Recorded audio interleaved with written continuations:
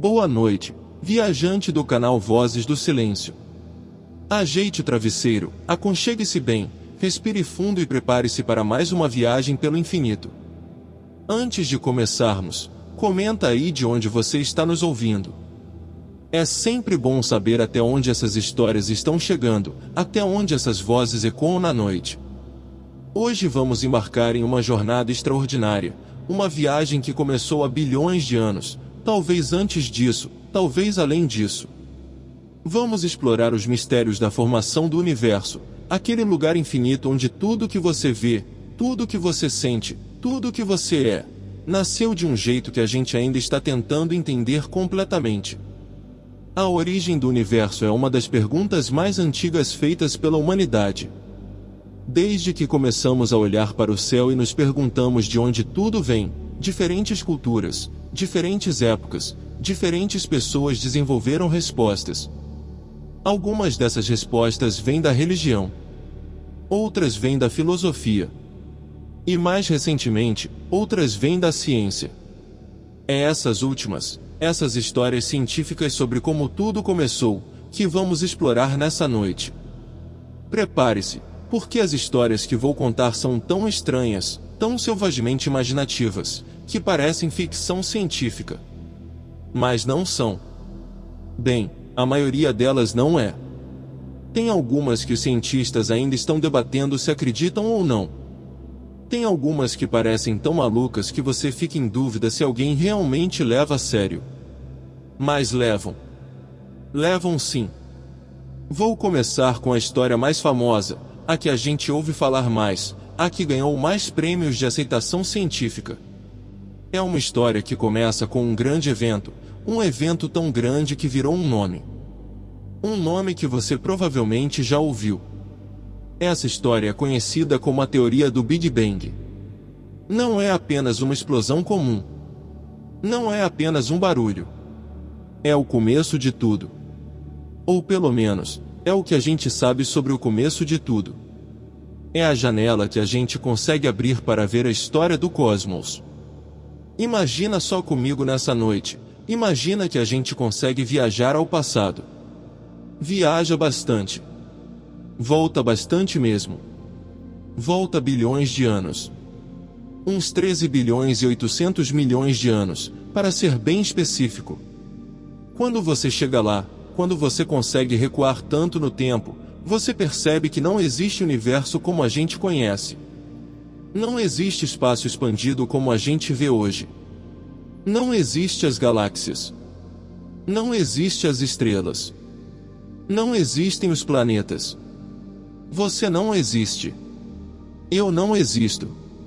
Nada disso existe ainda. O que existe é bem diferente. Bem mais estranho. O que existe é um ponto. Não é um ponto qualquer. É um ponto tão pequeno, tão minúsculo, que você nem consegue descrever o quão pequeno é. Pense em algo bem pequenininho. Agora encolha mais. Agora encolha ainda mais. Agora imagine algo bilhões de vezes menor que isso. Agora a gente está perto. É tão denso, tão concentrado, que toda a energia, toda a matéria, tudo que viria a ser o universo inteiro estava comprimido ali. Os físicos chamam isso de singularidade. É um ponto onde a densidade é infinita. Onde a temperatura é infinita. Onde as leis da física que conhecemos simplesmente não funcionam mais. É como se você chegasse em um lugar onde as regras do jogo mudam completamente. Tudo o que você sabe sobre como as coisas funcionam não funciona ali. É impossível de visualizar. É impossível de entender completamente com a mente humana. Porque a mente humana evoluiu para entender objetos de tamanho médio, velocidades médias, temperaturas médias. Não para entender coisas infinitesimais com temperaturas infinitas. E então, de repente, nesse ponto inconcebível, algo acontece. A gente não sabe muito bem o que. A gente não sabe muito bem por quê. Mas algo acontece. Nesse instante, nesse fração de segundo que é tão pequena que matemáticos têm que inventar números novos para descrever ela, o universo começa a se expandir. E não é uma expansão tranquila. Não é um crescimento gradual e bonito. É explosivo. É violento. É exponencial. É como se alguém espalhasse a matéria e a energia para todos os lados de uma vez. É uma explosão que cria o próprio espaço. É uma expansão que não está acontecendo dentro de um espaço já existente. Está criando o espaço enquanto expande. Os primeiros momentos são os mais estranhos, os mais selvagens de toda a história. Em menos de 1/trillionésimo de segundo. Menos de um segundo dividido por um número tão grande que se você começasse a ler agora e não parasse nunca, você ainda não teria terminado de ler ele. Em menos disso, o universo cresceu tanto que virou impossível descrever com as palavras que a gente normalmente usa. Tudo o que seria o universo está se expandindo. Está se esfriando. Está se transformando. Nesse primeiro instante, não existe nada parecido com o que a gente chama de matéria hoje. Não existem átomos. Não existem prótons. Não existem nem os blocos básicos que formam essas coisas. O que existe é pura energia. É tanto calor, tanta radiação. Tanta potência saindo de tudo que é impossível visualizar. É um caos organizado. É energia pura e absoluta. Imagine o lugar mais quente que você consegue imaginar. Agora multiplique por 1 bilhão. Agora faça isso de novo. Agora faça isso mais 1 bilhão de vezes. Você ainda está bilhões de vezes distante da temperatura daqueles primeiros instantes. Mas conforme o universo expande, conforme ele cresce, uma coisa interessante começa a acontecer. Ele começa a esfriar. E quando a gente diz esfriar, a gente não está falando de uma temperatura baixa como a gente conhece. A gente não está falando de um inverno frio ou da temperatura de um freezer. A gente está falando de temperaturas tão absurdas, tão ridiculamente altas, que mesmo depois que esfriou bastante, ele ainda estava em uma temperatura que destruiria tudo que a gente conhece. Destruiria átomos. Destruiria prótons. Destruiria tudo em um nível fundamental. Mas para os padrões daquele momento inicial, era um resfriamento importante. Era uma mudança significativa. Conforme a temperatura cai, conforme o universo se expande, coisas começam a se formar. As forças fundamentais da natureza começam a se separar. Há pouco tempo atrás, os cientistas pensavam que todas as forças eram uma só.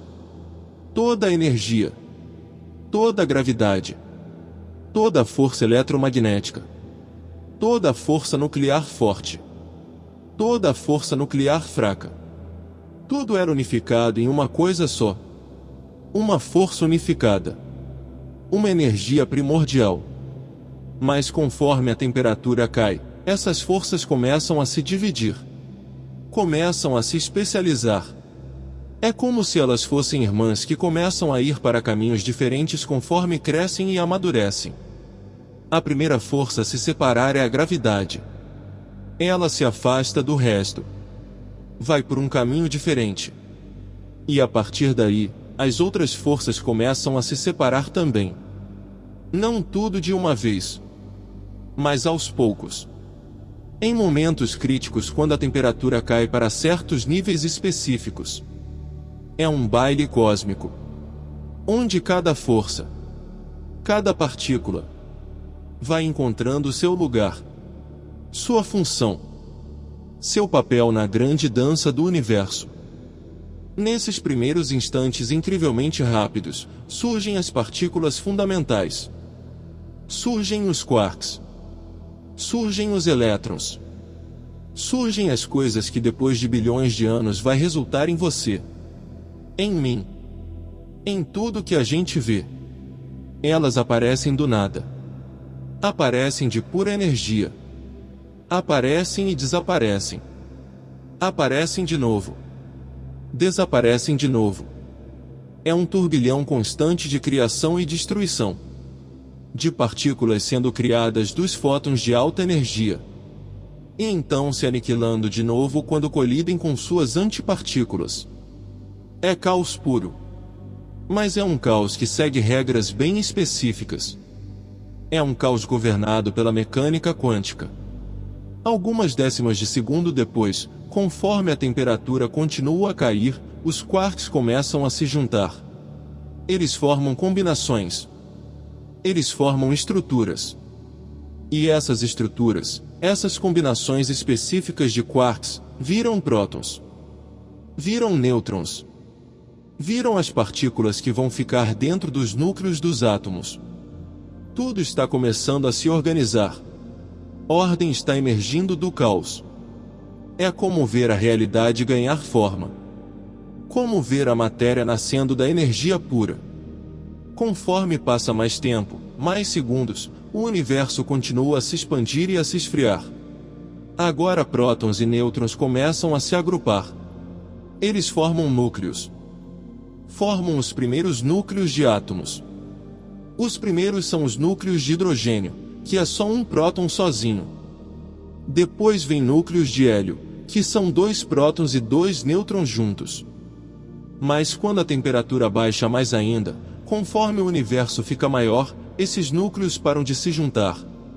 A expansão afasta eles bastante para que não consigam chegar um no outro. É como uma dança que para de repente. Os parceiros se afastam muito para dançar mais. Aí temos uma mistura de núcleos leves, principalmente hidrogênio e hélio, flutuando em um universo que está se expandindo cada vez mais rápido. E ainda tem elétrons lá também, vagando por aí.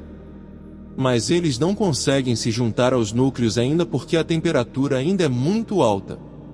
Os fótons, aquelas partículas de luz, ainda têm muita energia. Eles estão batendo nos elétrons, impedindo que eles se estabilizem. É como tentar acender uma vela em um furacão. Não funciona. A energia está muito grande. É essa a situação por um tempo bem longo. Astronomicamente longo para um humano. Mas em termos cósmicos é bem rápido. Alguns minutos. Conforme o universo expande, conforme passa mais tempo, a temperatura continua a cair lentamente. Gradualmente. E eventualmente, depois de alguns minutos, apenas alguns minutos cosmicamente falando, a temperatura cai o suficiente para que algo novo aconteça. Um ponto de virada. Os elétrons finalmente conseguem se juntar aos núcleos. Os átomos começam a se formar. Átomos verdadeiros. Estruturas estáveis de prótons, nêutrons e elétrons. Mas não é tudo de uma vez. Não é como se de repente todos os átomos se formassem simultaneamente. Não. É gradual. É lento. Conforme a temperatura cai lentamente, conforme passa mais tempo, mais e mais átomos se formam. Mais e mais núcleos capturam elétrons e formam átomos estáveis. É um processo que leva um tempo. Mas comparado com bilhões de anos, isso é rápido. É tudo em questão de alguns minutos cósmicos. É impressionante como o universo consegue fazer tanto em tão pouco tempo.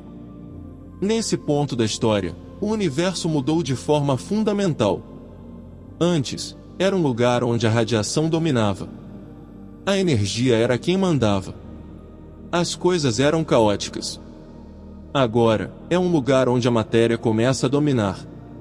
Átomos estáveis flutuando em um universo em expansão constante.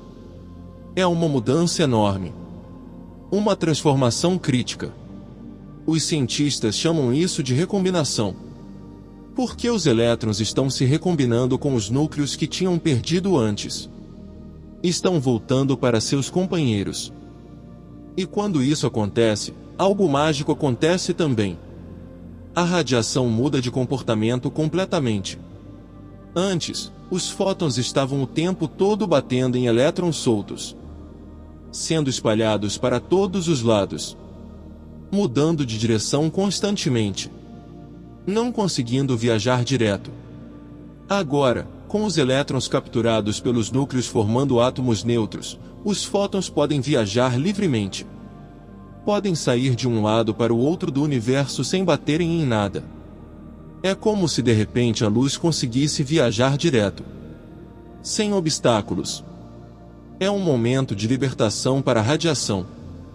Isso é tão importante que criou um efeito que a gente ainda consegue observar hoje, bilhões de anos depois. Esses fótons, essa luz que era tão densa que não conseguia viajar, agora viaja livre. E como viaja livre?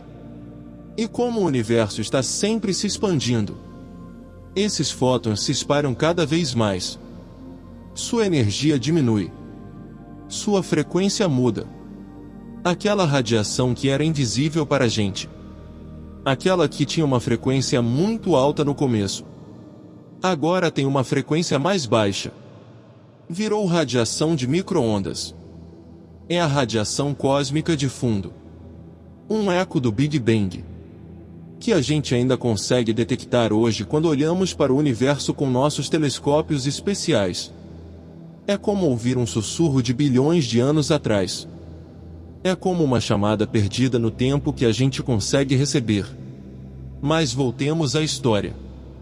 Depois desses primeiros minutos, depois que os átomos se formaram, o universo entra em um período quieto. Uns 380 mil anos se passam. Para a gente é um tempo incalculável. É muitos milhares de vezes a história inteira da civilização humana. Mas para o universo é como um piscar de olhos. É um instante negligenciável. Durante esse tempo, o universo continua a se expandir. Átomos mais e mais distantes um do outro. Matéria se espalhando por todo o espaço. Mas não é um tempo completamente vazio. Não é um tempo onde nada acontece. Há pequenas variações de densidade em certos lugares. Lugares onde tem um pouco mais de átomos do que em outros lugares. Essas pequenas diferenças, essas flutuações minúsculas de densidade, vão ser importantes depois. Muito importantes. São as sementes. As sementes de tudo que vem depois. Depois desses 380 mil anos, o universo esfriou o suficiente para algo novo acontecer. Os átomos, que antes estavam ionizados, que tinham perdido elétrons, agora conseguem ficar estáveis com seus elétrons. O universo fica opaco. Fica tão opaco que você não consegue ver através dele. Antes disso, era transparente. A radiação conseguia passar. Agora fica opaco porque tem muitos átomos neutros no meio. É como virar uma neblina que você não consegue passar com a luz. Mas aí, conforme passa mais milhões de anos, conforme passa mais tempo, as pequenas variações de densidade que existiam começam a ganhar importância. A gravidade, aquela força que faz as coisas se atraírem, começa a agir nesses lugares onde tem mais matéria. Puxa mais matéria para lá. Puxa mais e mais. É como uma bola de neve que cresce conforme desce uma montanha. Essas regiões de densidade maior começam a se tornar maiores ainda. Mais densas. Mais concentradas. É um processo lento, mas implacável. A gravidade é paciente. E é aí que surgem as primeiras estruturas grandes. As primeiras galáxias começam a se formar. São estruturas gigantescas, contendo bilhões e bilhões de átomos, contendo bilhões e bilhões de estrelas. Conforme passam centenas de milhões de anos, essas galáxias ficam maiores, mais densas, mais organizadas. E dentro delas, a gravidade continua agindo. Puxa mais matéria, mais energia para regiões cada vez menores. Vai apertando. Vai condensando. Eventualmente, em regiões dentro das galáxias, a densidade e o calor ficam tão altos que algo novo acontece. Um momento transformador. Há tanta concentração de matéria. Tanto calor, tanta pressão, que os átomos começam a se fundir. Os átomos de hidrogênio, os mais simples, começam a se fundir para formar hélio. É a fusão nuclear. É uma reação tão violenta, tão energética, que libera uma quantidade enorme de energia. E é nesse momento que nascem as primeiras estrelas. As primeiras máquinas que vão transformar o universo. As estrelas são os lugares incríveis. São reações nucleares gigantescas acontecendo constantemente. São máquinas que transformam átomos leves em átomos mais pesados, liberando imensa quantidade de energia enquanto isso acontece. Essa energia é o que faz a estrela brilhar. É o que faz a luz que você vê no céu à noite quando olha para as estrelas. Esse brilho que você vê, essa luz que chega até seus olhos, é o resultado de reações nucleares acontecendo a bilhões de quilômetros de distância. É extraordinário. E as histórias que acontecem dentro dessas estrelas, as transformações de átomos, elas são incríveis. Conforme passam bilhões de anos, conforme as estrelas vivem suas vidas, as reações dentro delas criam átomos cada vez mais pesados. Criam carbono, criam oxigênio, criam ferro, criam todos os elementos que você vê na tabela periódica em uma aula de química. Tudo isso é criado dentro das estrelas, em reações nucleares que duram bilhões de anos. É como uma alquimia cósmica.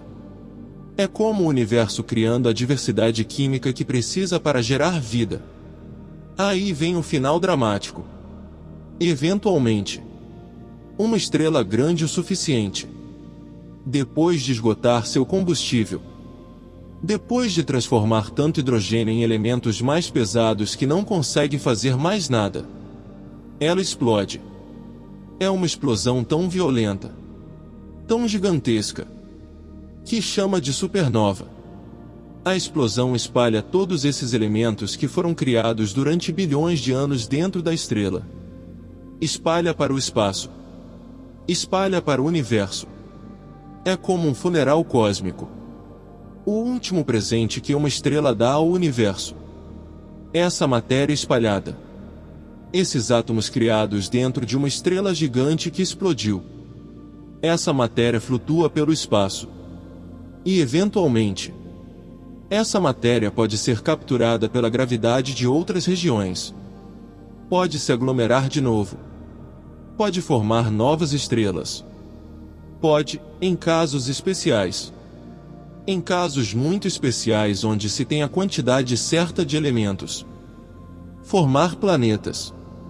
E em planetas muito especiais, onde se tem as condições certas, forma-se a vida. Forma-se consciência.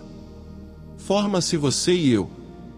É por isso que você, eu, tudo que a gente é feito, tudo que a gente vê, é formado de átomos que foram criados há bilhões de anos dentro de estrelas que já explodiram.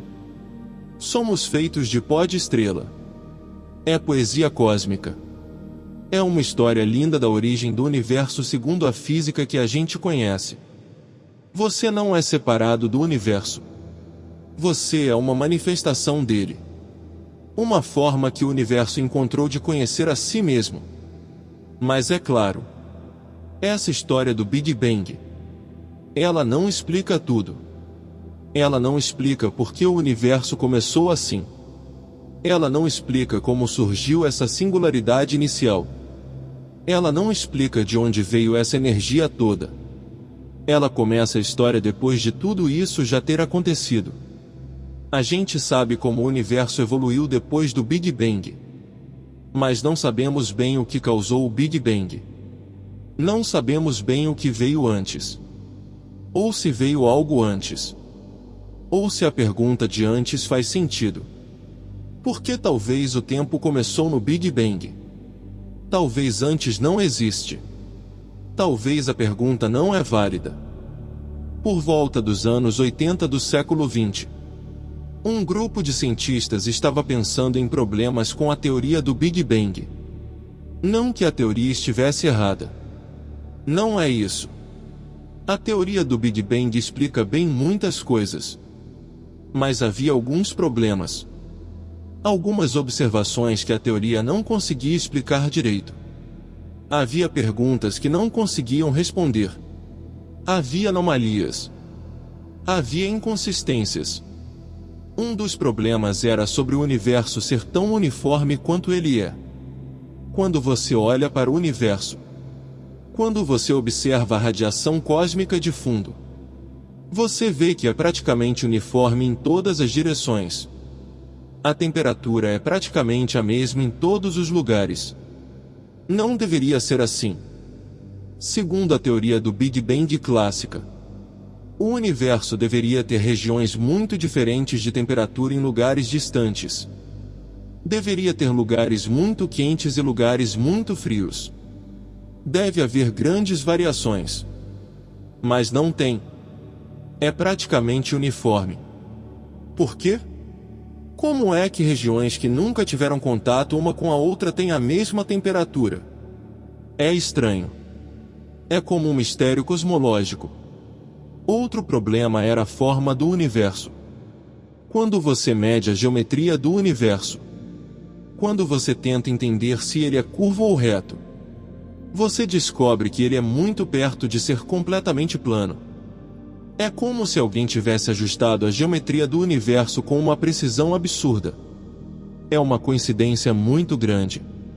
É tão grande que é estranho. É como se alguém tivesse afinado um instrumento musical com uma precisão impossível. A corda tinha que estar entre dois valores e ela está exatamente no meio. Um físico americano chamado Alan Guth estava pensando nesses problemas. Estava tentando procurar uma solução. Estava pesquisando. Estava lendo. Estava refletindo. E então teve uma ideia. Uma ideia que soava maluca, mas que fazia sentido. Ele sugeriu que nos primeiros instantes do universo, muito bem no comecinho, bem juntinho ali, antes que tudo o que sabemos começasse, o universo passa por uma fase especial. Uma fase diferente. Uma fase onde não só expande, mas expande muito rápido. Exponencialmente rápido. É tão rápido que chama de inflação. Porque é como se o universo inflasse como um balão. Como se tivesse uma bomba de ar cósmica enchendo ele. Imagina só. O universo começa bem pequeno, bem denso, bem quente, como era no Big Bang. Mas aí, quase imediatamente, antes de passar nem um trilionésimo de segundo praticamente, uma coisa especial acontece. Esse universo pequeno começa a se expandir. Não de forma gradual. Não linearmente. De forma exponencial. Cresce muito. Muito rápido. Cresce tanto que o que era um pequeno pedaço de universo vira um universo tão grande quanto o universo que a gente observa hoje. Tudo em menos de um segundo. Em fração de segundo. É insano. É selvagem. É como se o universo fosse capturado pela magia durante um breve instante. É difícil de entender o quão rápido é isso. Você pode pensar que é impossível, que não faz sentido, que viola as leis da física. Mas a matemática funciona. E quando você trabalha as contas, essa inflação exponencial resolve os problemas que a gente tinha com a teoria do Big Bang clássica. Resolve eles de forma elegante, como uma chave que encaixa perfeitamente em uma fechadura. Primeiro, resolve o problema da uniformidade. Porque se você tem um pequeno pedaço de universo que começa muito quente, muito denso, muito uniforme, e você o expande exponencialmente, você mantém essa uniformidade. Expande para um universo muito grande mantendo a temperatura praticamente a mesma em todas as partes. É como se você ampliasse uma foto de forma uniforme. A foto fica maior, mas continua uniforme. Não aparecem manchas. Não aparecem variações. Fica tudo em proporção. Segundo, resolve o problema da forma. Se você começa com uma pequena região que é praticamente plana, se você a expande exponencialmente, continua praticamente plana. É como se você pegasse um pequeno pedaço de uma bola muito grande. Se a bola é infinita, se é do tamanho do universo, aquele pequeno pedaço parece ser completamente plano. Parece ser reto. Parece ser sem curvatura. A geometria funciona assim também. Quando você expande algo exponencialmente, qualquer pequena curvatura inicial fica invisível. Fica imperceptível. Mas isso não é tudo. Essa inflação não é apenas uma expansão normal. Há uma coisa especial acontecendo. Há um campo especial, que os cientistas chamam de campo inflaton, que é responsável por essa inflação. Esse campo tem propriedades especiais. Ele começa em um estado de muita energia, com muita energia potencial. E conforme o universo se expande, conforme a inflação acontece, esse campo vai liberando essa energia que alimenta a expansão. É como um motor cósmico. Mas ainda mais. Lembram daquelas flutuações quânticas que eu mencionei? Aquelas flutuações microscópicas que existem em qualquer lugar por causa da física quântica? A incerteza fundamental da realidade? Elas existem nesse campo inflaton também. Existem pequenas variações, pequenas ondas, pequenos desvios. E quando você expande o universo exponencialmente, quando você estica tudo tão violentamente, essas pequenas variações microscópicas viram variações grandes. Viram variações que você consegue medir. Viram as sementes das galáxias que a gente vê hoje. É como se as menores imperfeições se tornassem as maiores estruturas. É uma ideia brilhante. De repente, tanto os problemas da teoria do Big Bang quanto a origem das galáxias, os dois são explicados. Tudo vem de uma só ideia: a inflação cósmica. Uma ideia elegante. Uma ideia que os físicos adoram. Porque une diferentes problemas. Oferece uma solução unificada. É como um quebra-cabeça onde uma peça se encaixa e resolve tudo. E então, para completar a história, há um outro cientista.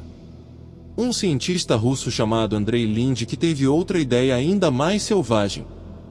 Ainda mais louca. Ele pensou: e se a inflação nunca parasse completamente? E se em alguns lugares parasse, mas em outros lugares continuasse? E se você tivesse regiões onde a inflação para, formando um universo como o nosso, mas outras regiões onde a inflação continua? Continuasse inflando para sempre? Continuasse criando novos universos constantemente, como bolinhas de sabão surgindo do nada. Se isso fosse verdade, teríamos não apenas um universo. Teríamos muitos universos. Universos dentro de universos. Um multiverso. Universos paralelos. Cada um com suas próprias características.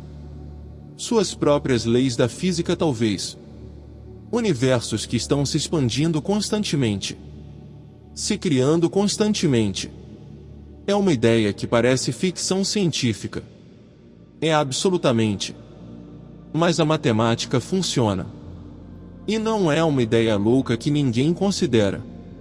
Muitos cientistas levam essa ideia a sério. É conhecida como inflação eterna. Ou inflação caótica. E é uma das ideias mais estranhas, mais selvagens que a gente tem em cosmologia. É uma ideia que te deixa sem palavras. Tem um cientista chamado Roger Penrose. Ele é bem famoso. Ganhou até um prêmio Nobel por causa de seu trabalho em buracos negros. E há alguns anos, ele teve uma ideia que chama de cosmologia cíclica conforme. O nome é estranho. É muito técnico. Mas a ideia por trás dele é linda. É poética. Quase. Como se viesse de um poema. A ideia é essa. E se o universo não começou uma vez? E se na verdade, o universo passa por ciclos infinitos de nascimento, morte e renascimento? E se cada Big Bang não é realmente o início de tudo, mas é apenas o fim de um universo anterior transformado em um novo começo? É uma ideia que pega um pouco da ideia de universos cíclicos que vem de algumas religiões e filosofias antigas, e coloca em linguagem moderna de física teórica. É velha sabedoria em nova roupagem. Penrose chama a cada um desses ciclos de um aeon. Um aeon é como uma era cósmica. Uma época. Um período. Cada aeon começa com um Big Bang. Passa bilhões de anos. E eventualmente termina em uma certa forma. E quando termina nessa forma específica, aquele final se torna o começo do próximo aeon. É um ciclo que nunca termina. É um padrão que se repete eternamente. É como um sonho de Deus que continua se reinventando. Vamos pensar em como isso funcionaria. Imaginemos um aeon. Começa com um Big Bang. Pequeno. Quente. Denso. Se expande. Galáxias se formam. Estrelas nascem e morrem. Bilhões de anos passam. Trilhões de anos passam. Bilhões de trilhões de anos passam. E então, eventualmente, muito tempo depois, o universo fica muito grande. Fica bem espalhado. A matéria está muito dispersa. E isso é um problema porque uma coisa que tem em um universo é que tudo envelhece. Tudo se decompõe. Tudo decai.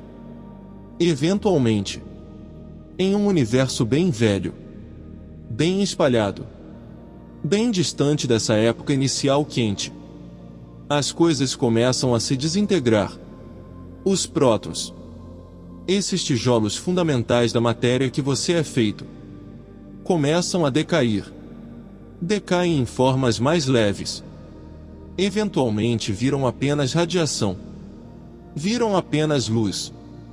E nesse ponto, muito depois, quando praticamente tudo se transformou em fótons, em radiação, em partículas sem massa, algo especial acontece.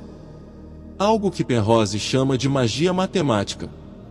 Quando você tem um universo cheio apenas de partículas sem massa, como os fótons, essas partículas viajam sempre na velocidade da luz.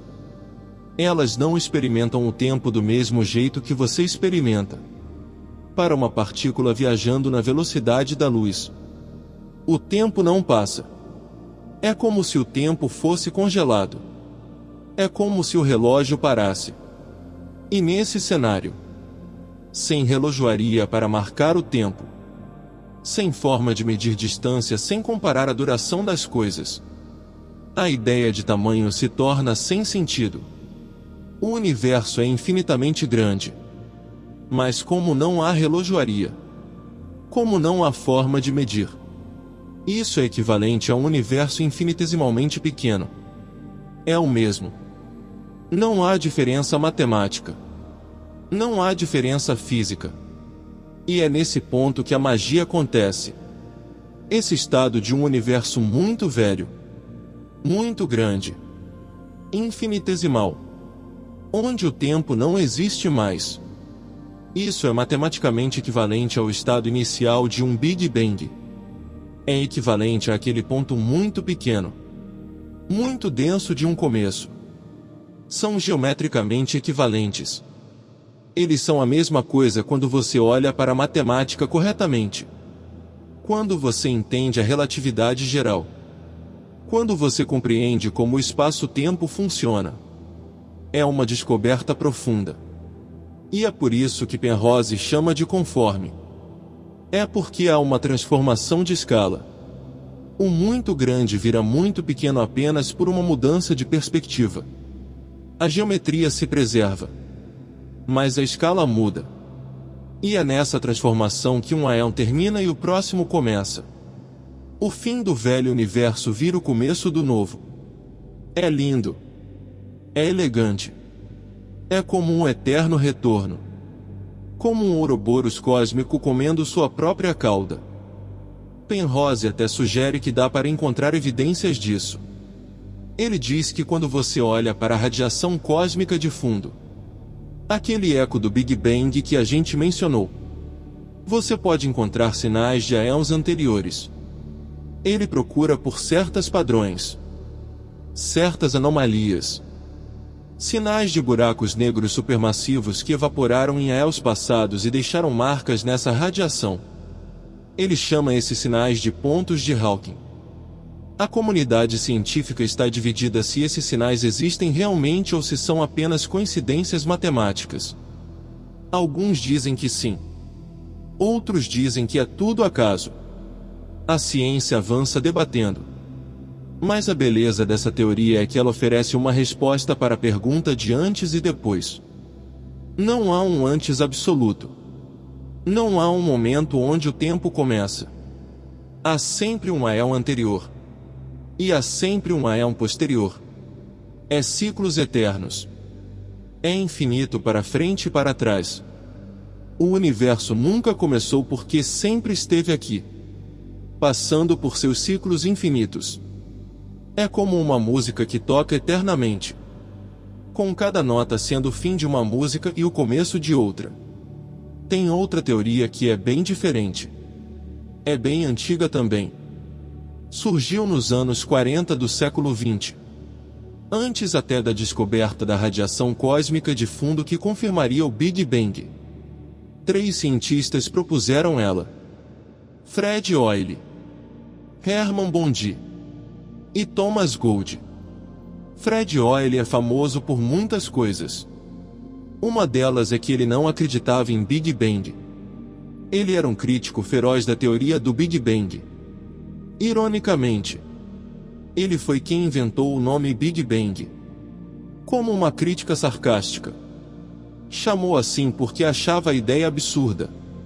Uma grande explosão. Como se o universo fosse um fogão de cozinha explodindo. Mas apesar de sua descrença, apesar de sua crítica mordaz, sua teoria alternativa é bem interessante. A ideia do universo estacionário é muito simples no conceito. É bonita de uma certa forma. A ideia é que o universo não tem começo. Nunca teve. Nunca vai ter fim.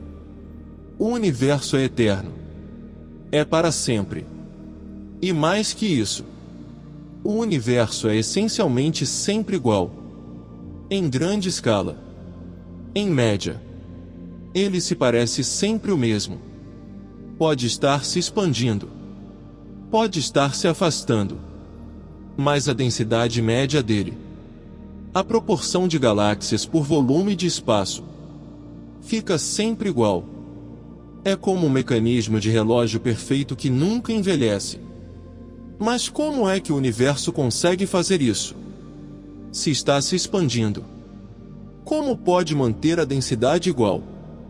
Se as galáxias estão se afastando, não deveria ficar mais vazio? Como funciona essa mágica? Hoyle e seus colegas sugeriram que a resposta é que matéria nova está sendo constantemente criada. Conforme as galáxias se afastam, conforme o universo se expande e ficaria mais vazio, novas partículas surgem do nada. Surgem do vácuo. Surgem em uma taxa tão pequena que você não consegue medir. Mas surgem constantemente.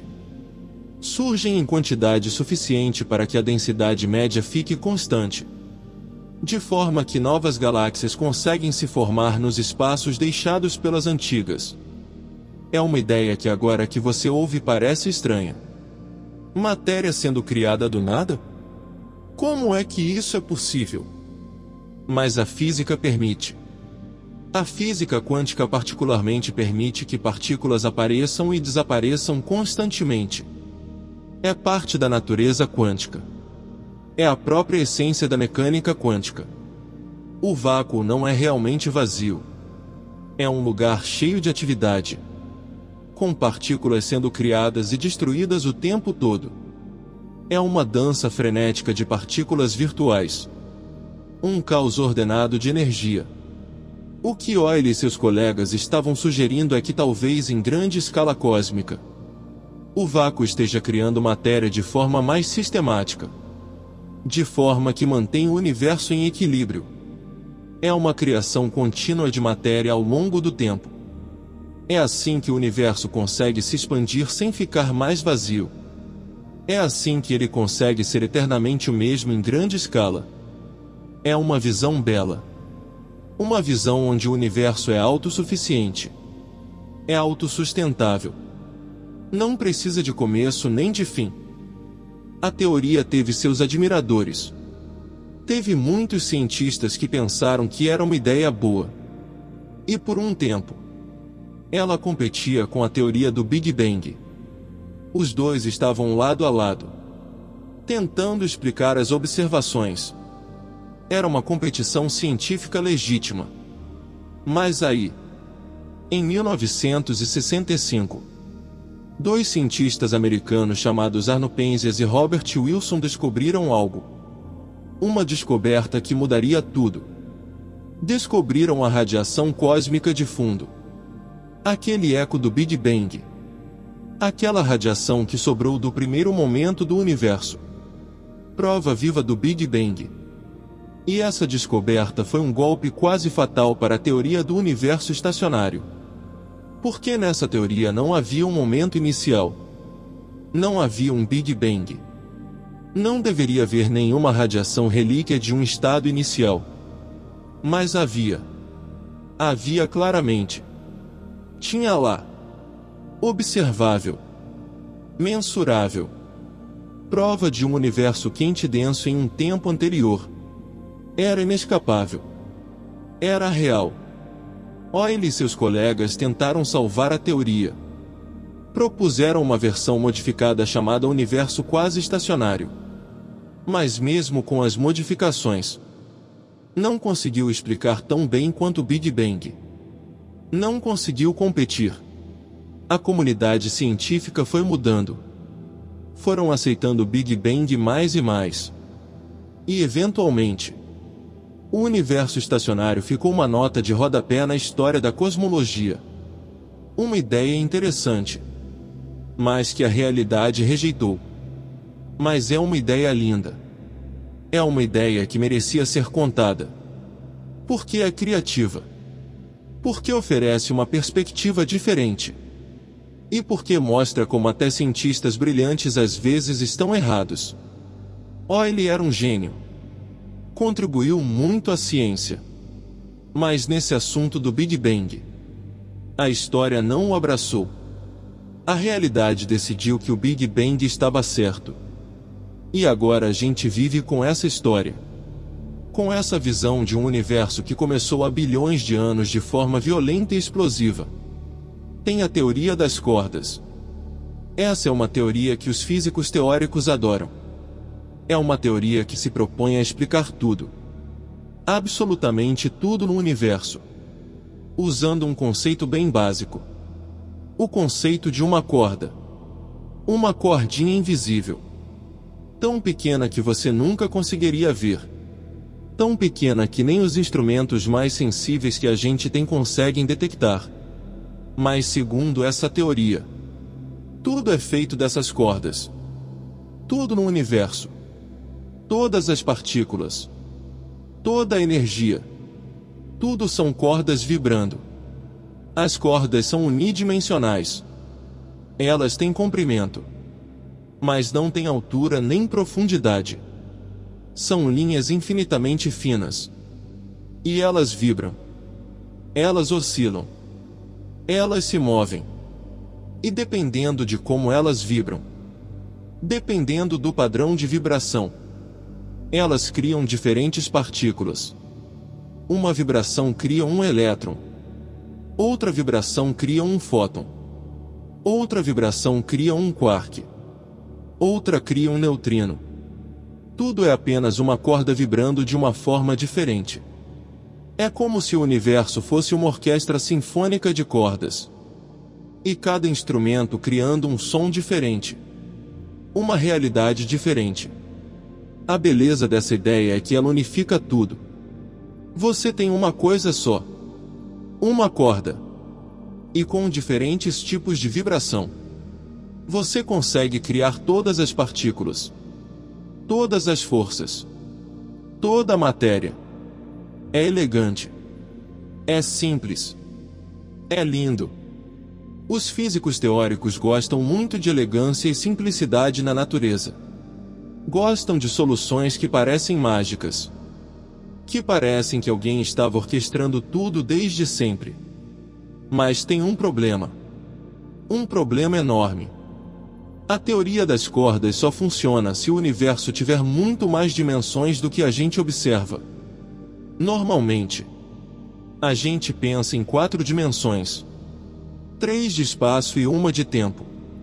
Comprimento, altura, profundidade e tempo. Mas a teoria das cordas precisa de 11 dimensões para funcionar. 11. Algumas versões dela precisam de até 27 dimensões. É absurdo. É loucura. Como pode o universo ter 27 dimensões e a gente não ver nenhuma delas? Onde estão essas outras dimensões? Por que a gente não as vê? A resposta é que elas estão enroladas. Enroladas tão apertado que ficam invisíveis. Elas existem, mas em escalas tão pequenas que você nunca consegue percebê-las. É como se você tivesse um tubo de papel. De longe. De bem longe. O tubo parece uma linha. Uma dimensão só. Mas se você se aproxima muito, vê que tem também uma dimensão circular. Também uma dimensão que faz o tubo ficar em volta. É assim com as dimensões extras. De longe. De nossa escala normal. São invisíveis. Mas em escalas muito pequenas. Estão lá. Existem de verdade. Fazem parte da estrutura do espaço.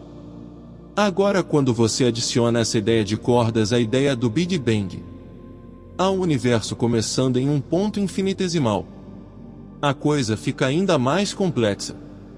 Porque se o universo começou bem pequeno, bem pequenininho mesmo, então talvez naquele começo, naquele ponto inicial, as dimensões extras não estavam enroladas.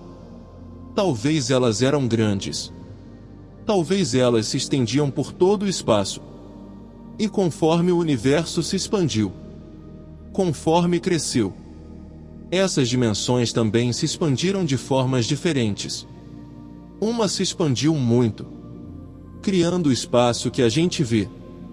Outras se contraíram, se enrolaram, ficaram invisíveis. É uma especulação. É uma ideia que ainda está em pesquisa.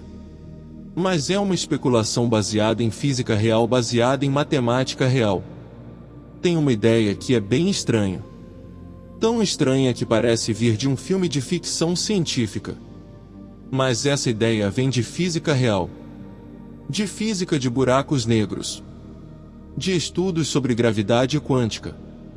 É o chamado princípio holográfico. É uma ideia que te faz questionar a própria realidade. A ideia é bem louca. E se tudo que você vê, tudo que você sente, tudo que você experimenta, tudo isso não é realmente real? E se é apenas uma projeção? E se é como um holograma? Um holograma tridimensional gerado por informações armazenadas em uma superfície bidimensional na borda do universo. É uma pergunta que te deixa sem dormir. É difícil de imaginar. Mas pensa assim. Um holograma é uma imagem tridimensional. Você consegue ver profundidade. Você consegue ver em todos os ângulos. Mas tecnicamente, toda a informação para gerar aquela imagem tridimensional está contida em uma superfície bidimensional. Se você souber exatamente como decodificar aquela superfície, você consegue regenerar a imagem tridimensional. A terceira dimensão emerge da segunda. Vem de uma dimensão menor. É como magia. Mas é magia que a gente consegue explicar. Agora, e se o nosso universo funciona assim? E se todo o nosso universo tridimensional, com suas bilhões de galáxias, com suas dimensões de espaço-tempo, tudo isso é apenas uma projeção holográfica de informações armazenadas em uma superfície bidimensional? Uma superfície que está teoricamente na borda do universo, além do horizonte cosmológico, em um lugar que a gente nunca consegue chegar. É uma ideia que muda tudo o que você pensa que sabe sobre a realidade. Essa ideia vem de tentativas de entender buracos negros. Stephen Hawking descobriu que buracos negros não são tão negros assim. Eles emitem radiação. Eles evaporam. Eles desaparecem lentamente. E quando evaporam, aparentemente, toda a informação que caiu dentro deles se perde. Se desaparece. Se simplesmente some. Ou não se perde. Porque isso violaria um princípio fundamental da física que diz que a informação não pode ser destruída. Pode ser transformada. Pode ser escondida. Mas não pode desaparecer completamente. Foi pensando nesse problema que dois cientistas, Juan Maldacena e Gerard Terhut, sugeriram a ideia do princípio holográfico. A ideia é que toda a informação de um buraco negro está codificada na sua superfície, na borda dele, no horizonte de eventos.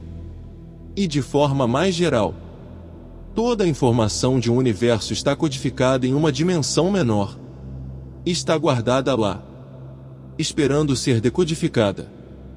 Se isso é verdade, então tudo que você experimenta, tudo que você sente, seria como uma projeção, como uma ilusão em uma dimensão maior.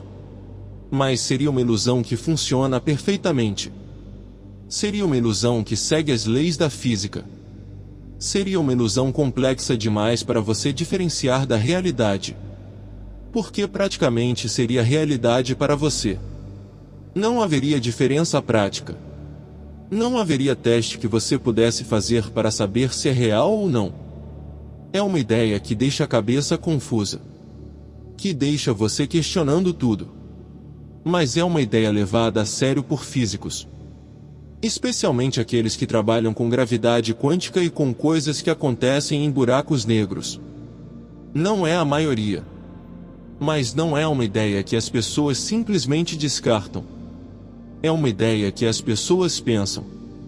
Que as pessoas estudam. Que é publicado em revistas científicas respeitadas. Tem um físico chamado Max Tegmark que propõe uma ideia bem diferente. Uma ideia bem ambiciosa. Ele sugere que o universo não é apenas descrito pela matemática. Ele sugere que o universo é matemática. O universo é uma estrutura matemática. Pura matemática. Nada mais. Nada menos. Só matemática. Ele chama isso de hipótese do universo matemático. A ideia é que toda a realidade física, toda a estrutura do cosmos, é fundamentalmente uma estrutura matemática.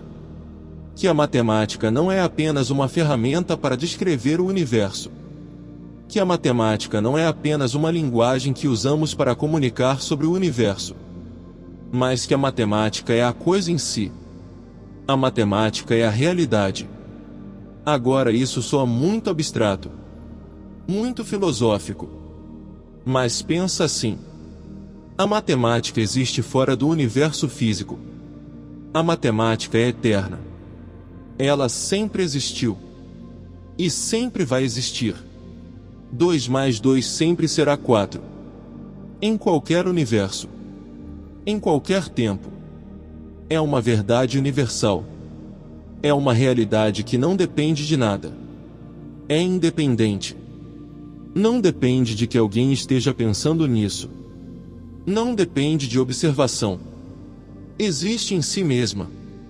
E se o universo, toda a sua estrutura, toda a sua física, é fundamentalmente uma estrutura matemática, então o universo também é eterno e independente. Ele não precisa ser criado. Ele não precisa de um criador. Ele simplesmente existe. Como a matemática existe.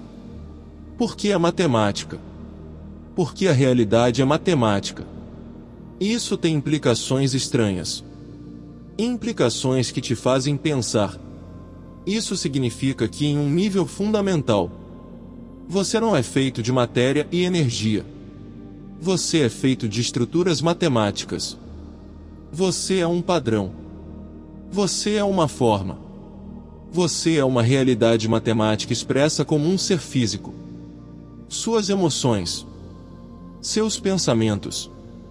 Tudo isso é computação matemática acontecendo em um padrão complexo. Você é uma equação que consegue pensar sobre si mesma. Tegmark até sugere que se você tiver uma estrutura matemática que funciona como um universo, que tem as propriedades certas, essa estrutura é um universo real. Não é uma simulação. Não é uma abstração. Não é algo imaginário. É um universo verdadeiro, com existência real. E isso significaria que há infinitos universos. Há infinitas estruturas matemáticas. E cada uma delas é um universo verdadeiro, com sua própria realidade, com suas próprias leis da física. É um conceito que expande completamente sua visão de realidade. É uma ideia que lembra Platão. Platão tinha a ideia de um mundo das formas. Um mundo de ideias perfeitas, eternas, que existem em um nível de realidade superior. E o nosso universo físico é apenas uma sombra, uma projeção dessas formas perfeitas. Tegmark está renovando essa ideia com linguagem moderna de física, com linguagem moderna de cosmologia. É platonismo para o século XXI. E aí tem a ideia mais louca de todas. A ideia de que o universo, que você, que tudo, é uma simulação. É um programa de computador rodando em um computador muito poderoso. Possivelmente em um computador criado por uma civilização avançada. Possivelmente em um computador que é parte de um multiverso de simulações. É a hipótese da simulação. É uma ideia que assombra a imaginação. A ideia é bem direta.